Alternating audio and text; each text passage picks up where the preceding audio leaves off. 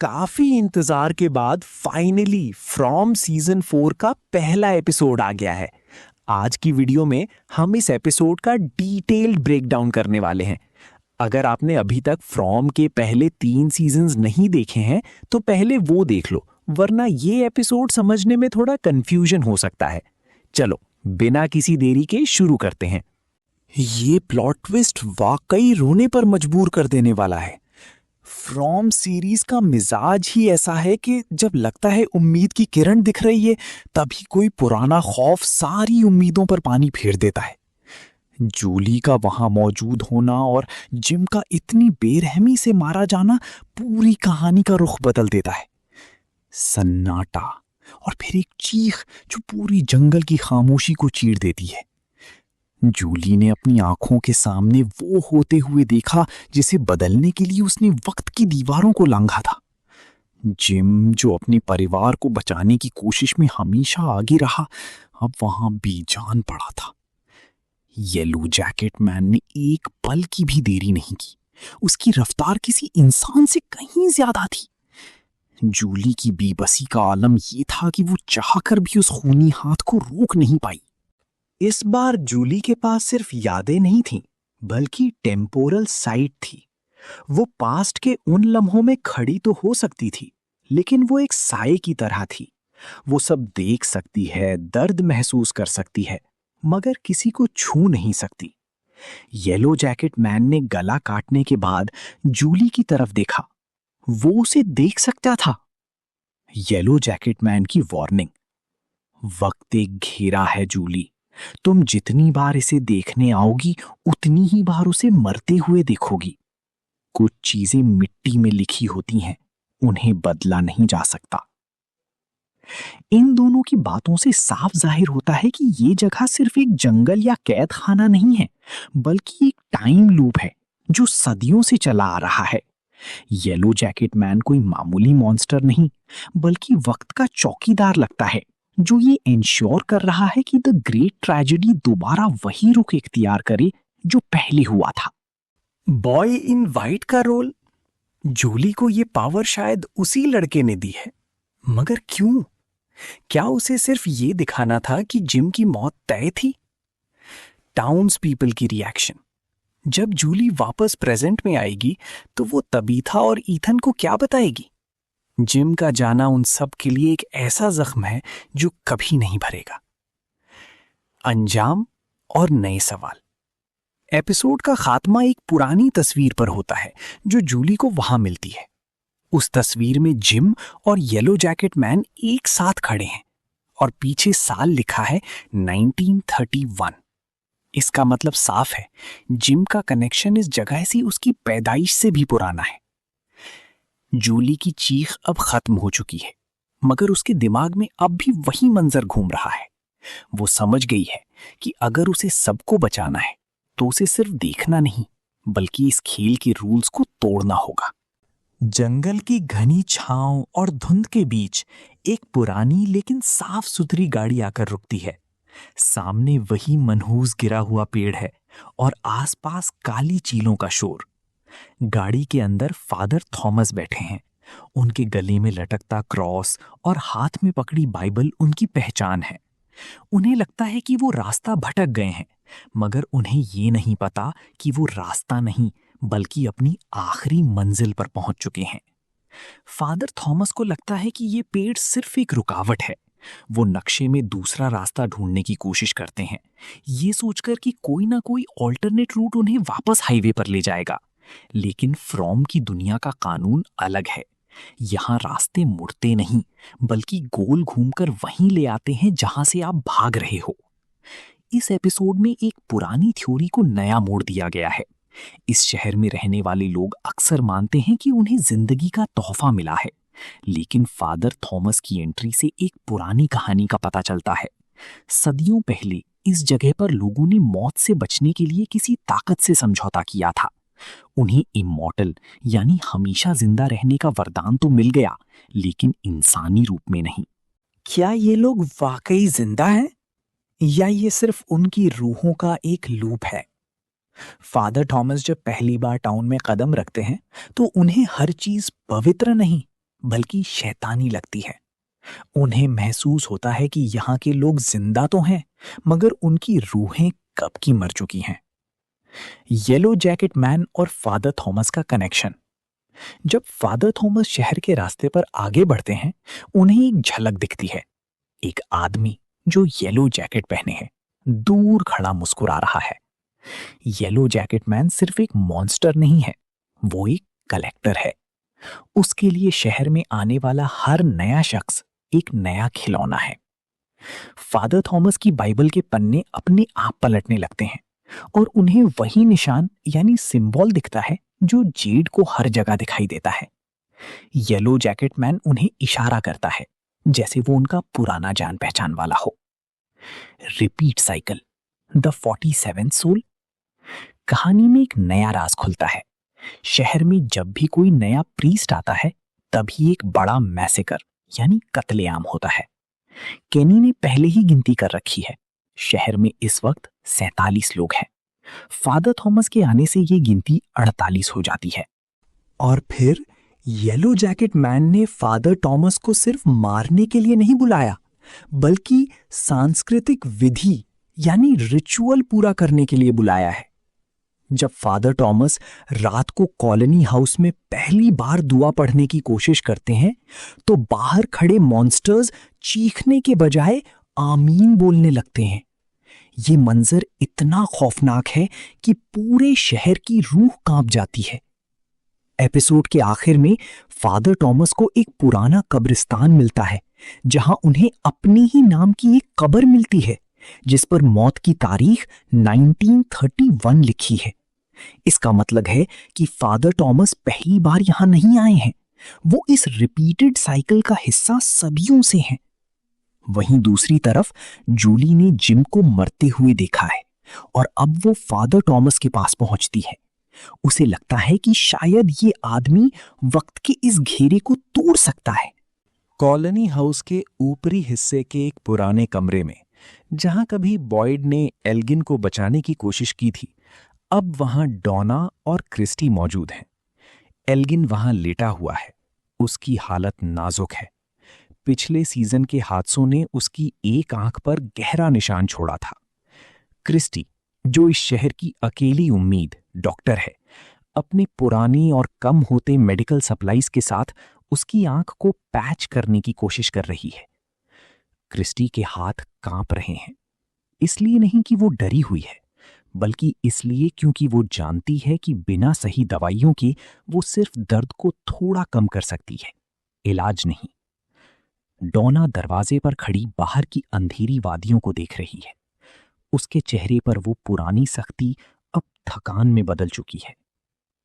हमें लग रहा था कि हम यहां रहना सीख गए हैं क्रिस्टी, लेकिन ये जगह हमें रहनी नहीं दे रही। ये हमें धीरे धीरे खा रही है। क्रिस्टी एल्जिन की आंख को सिलते हुए उसे थोड़ा बेहतर लुक देने की कोशिश करती है, ताकि इन्फेक्शन दिमाग तक ना पहुंचे। एल्जिन आधा होश में है और कुछ ऐसी बातें बड़बड़ा रहा है जो किसी को समझ नहीं आ रही। वो शायद उन सिकेडाज या उस लेक के बारे में है जहां से ये सब शुरू हुआ था। वहीं दूसरी तरफ शहर का सबसे मजबूत आदमी शेरिफ बॉयड टाउन से दूर जंगल के उस सुनसान हिस्से में पहुंचता है जहां उसने एक सूटकेस गाड़ा था। ये वही सूटकेस है जिसमें उन लोगों के बिलोंगिंग्स यानी सामान रखे गए थे जो या तो मारे गए या गायब हो गए। बॉयड का बर्ताव काफी अजीब है। वो गुस्से में नहीं है, बल्कि उसके चेहरे पर एक ऐसी खामोशी है जो डर पैदा करती है।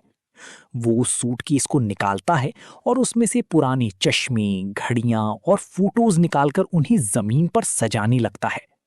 बॉयड उन चीजों को ऐसे रख रहा है जैसे वो किसी को बुलाने की कोशिश कर रहा हो। उसके कांपने वाले हाथ यानी पार्किंसंस के सिम्टम्स अब बिल्कुल स्थिर हैं, जो कि बहुत अजीब बात है। क्या उसने येलो जैकेट मैन से कोई सौदा कर लिया है? बॉयड को पता है कि टैलिस्मैन अब पहले जितने असरदार नहीं रहे। वो सूटकेस से एक पुरानी डायरी निकालता है जो शायद विक्टर के पिता की है या किसी ऐसी शख्स की जो सदियों पहले यहां था। उसका बिहेवियर देखकर लगता है कि वो अब डिफेंस नहीं बल्कि ऑफेंस की तैयारी कर रहा है। बॉयड वहां अकेले नहीं है। जंगल की गहराइयों से वही सरसराहट आती है। वो सूटकेस सिर्फ यादों का बक्सा नहीं है, बल्कि शहर की हिस्ट्री है। बॉयड का मानना है कि अगर शहर को तोड़ना है तो उन लोगों की ऊर्जा का इस्तेमाल करना होगा जो पहले यहां कुर्बान हुए हैं। केनी जब बॉयड को ढूंढते हुए वहां पहुंचता है तो वो बॉयड को देखकर थिठक जाता है। बॉयड एक पुरानी लोरी गुनगुना रहा है और उसने अपने हाथ पर एक नया निशान बना लिया है। हमें उन्हें वो देना होगा जो वो चाहते हैं केनी। अगर हम उनकी तरह नहीं बनेंगे तो हम कभी बाहर नहीं निकल पाएंगे। एपिसोड का ये हिस्सा दिखाता है कि कैसे उम्मीद अब पागलपन में बदल रही है। क्रिस्टी जहां शारीरिक जख्मों को सिल रही है, वहीं बॉयड दिमागी तौर पर शहर की अंधेरी में उतरता जा रहा है। सूटकेस खुलने का मतलब है कि अब पुराने राज और पुरानी मौतों का हिसाब होगा। एपिसोड के एक इमोशनल सीन में बॉयड अकोस्टा को समझाने की कोशिश करता है। बॉयड जानता है कि अगर अकोस्टा ने इस जगह के रूल्स को नहीं माना तो वो ना सिर्फ खुद को बल्कि बाकी लोगों को भी खतरे में डाल देगी। बॉयड का मशवरा, अकोस्टा, यहां तुम्हारी गन और तुम्हारा बैज तुम्हें नहीं बचा सकते। यहां दुश्मन वो नहीं जो दिखता है, बल्कि वो है जो तुम्हारी डर का फायदा उठाता है। लेकिन अकोस्टा, जो हमेशा से कंट्रोल में रहने की आदी है, बॉयड की बातों को हलूसिनेशन या ट्रॉमा समझकर ठुकरा देती है। वो मानती है कि हर चीज का एक लॉजिकल सॉल्यूशन होता है, मगर यहाँ की मिट्टी ही इलॉजिकल है। दोनों के बीच का ये तनाव दिखाता है कि कैसे नए लोग पुराने रहने वालों की सर्वाइवल इंस्टिंक्ट्स पर सवाल उठाते हैं। असली ट्विस्ट तब आता है जब अकोस्टा अकेली डाइनर में बैठी होती है। सन्नाटे में अचानक वहां रखा पुराना रेडियो अपने आप चालू हो जाता है। रेडियो से निकलने वाली आवाज कोई गाना नहीं, बल्कि एक ऐसी स्टैटिक डिस्टर्बेंस है जो कानों को चीर देती है। धीरे धीरे उस स्टैटिक के बीच से अकोस्टा को अपना ही नाम सुनाई देता है, लेकिन वो आवाज उन लोगों की है जिन्हें वो शहर में आने से पहले खो चुकी थी। रेडियो से निकलने वाली फ्रीक्वेंसी से डाइनर के बर्तन कांपने लगते हैं और खिड़कियों पर अजीब से निशान बनने लगते हैं। अकोस्टा को एहसास होता है कि ये जगह सिर्फ उसे कैद नहीं कर रही, बल्कि उसे ऑब्जर्व कर रही है। अब तक हमें लगा था कि मॉन्स्टर्स सिर्फ रात को आने वाले वो स्माइलिंग क्रीचर्स हैं, लेकिन अकोस्टा के आर्क से एक नई थ्योरी सामने आती है, द शेप शिफ्टर। इस एपिसोड में ये हिंट दिया गया है कि टाउन में मौजूद एंटिटी सिर्फ एक मॉन्स्टर नहीं, बल्कि एक शेप शिफ्टिंग फोर्स है। ये किसी का भी रूप ले सकती है। वो आपका कोई मरा हुआ रिश्तेदार बन सकती है। वो येलो जैकेट मैन बनकर वक्त के साथ खेल सकती है। शायद वो फादर थॉमस या किसी और नई मुसाफिर का रूप लेकर लोगों के बीच घुल मिल गई है। अकोस्टा नोटिस करती है कि डाइनर की परछाइयां अजीब तरीके से हिल रही हैं, जैसे कोई इनविजिबिलिटी से निकलकर इंसानी रूप लेने की कोशिश कर रहा हो। ये एंटिटी लोगों के दिमाग के साथ खेलती है, उनकी कमजोरियों को जानती है और वही रूप धरती है जो उन्हें सबसे ज्यादा चोट पहुंचा सके।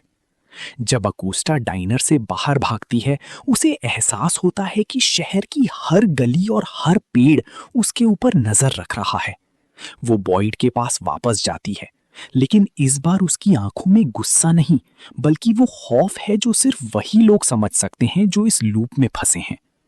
अगर ये एंटिटी शेप शिफ्टिंग कर सकती है, तो इसका मतलब है कि अब किसी पर भी भरोसा नहीं किया जा सकता। क्या पता आप जिसे अपना दोस्त समझकर बात कर रहे हैं वो वही शैतानी ताकत हो। अब सोफिया का मासूम चेहरा और पुराना खौफ। सोफिया का शहर में होना ही अपने आप में एक सवाल है। उसके कपड़े, उसकी बातें और उसकी खामोशी, सब कुछ एक पुरानी सदी की याद दिलाते हैं। येलो जैकेट मैन के साथ उसका कनेक्शन इतना गहरा है कि ऐसा लगता है सोफिया उसकी बेटी नहीं, बल्कि उसकी वॉइस है, आवाज है। जब सोफिया शहर की गलियों में घूमती है तो मॉन्स्टर्स उसे नुकसान नहीं पहुंचाते, बल्कि उसे रास्ता देते हैं। ये इस बात का सबूत है कि वो इस शहर के फूड चेन में सबसे ऊपर है। उसके एक्शंस देखकर लगता है कि वो लोगों को गाइड नहीं कर रही, बल्कि उन्हें उनकी मौत की तरफ ल्योर कर रही है। सबसे चिलिंग सीन तब आता है जब सोफिया फादर टॉमस के पास जाती है। फादर टॉमस, जो अभी तक इस शहर के रूल्स को समझने की कोशिश कर रहे हैं, सोफिया को एक भटकी हुई बच्ची समझते हैं।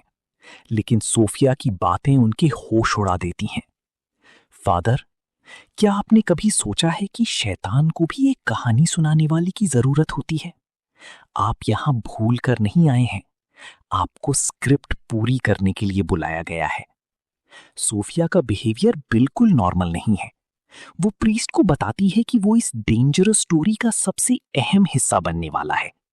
उसका इशारा शायद उस मैसेकर की तरफ है जो हर साइकिल के खात्मे पर होता है।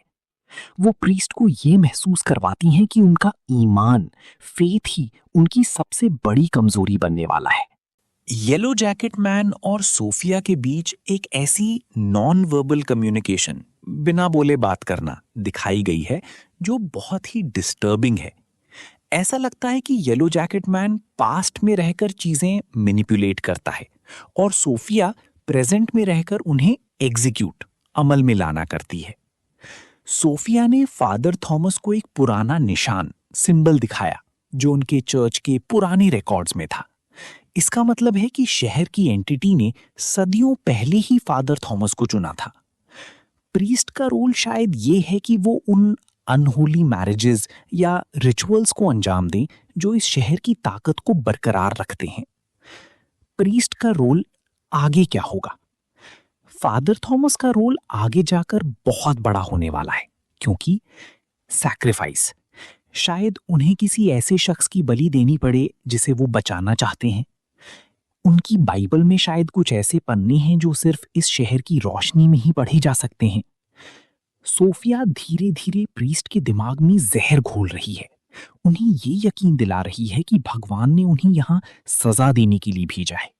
उसके बाद सोफिया, येलो जैकेट मैन और फादर थॉमस, ये तीनों अब कहानी के नए केंद्र हैं।